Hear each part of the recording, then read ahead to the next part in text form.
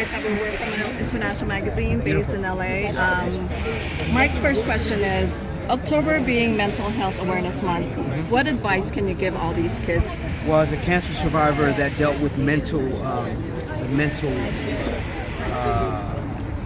fatigue, but also the post-traumatic stress from going through my trauma, I would say you're not alone, and we all have different challenges.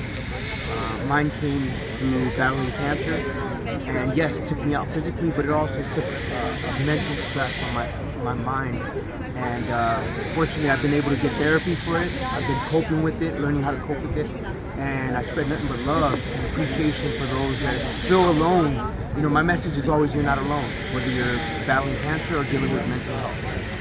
I'm so glad that you're feeling better, and it's so good to hear from artists that are actually sharing a part of who they are, which not a lot of artists would share. Well, I look at it like, there's a higher purpose for me now, beyond music, beyond entertainment. I want to be a conduit of hope, a person that can be of service to help and inspire, whether it's through prevention, whether it's through advocating in the fight against cancer, advocating for mental health.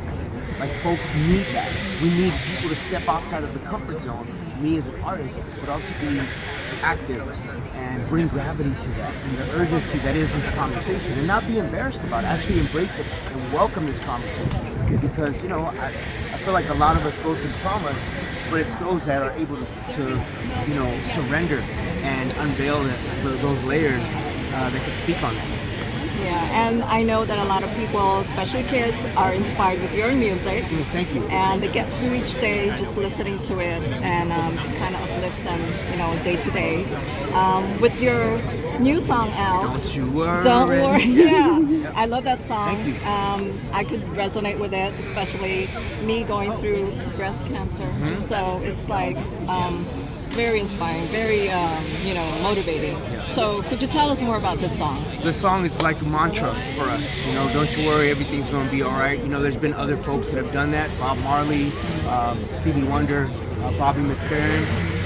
But our sentiment is we just got over the pandemic, and we're still going through COVID, but the harsh reality of the 2 years being isolated, being quarantined, and now being able to go out into the world and have these amazing moments to let people know not to stress out over the small things. And that's why it's important for the message to be don't you worry after that whole experience that we all went through. Do you see it hitting the top of the charts like Boom Boom did? It did, but around the world. The U.S., fortunately, the U.S. is always last for us. We're international acts. I was from the Philippines, I'm Mexican. We have this international appeal.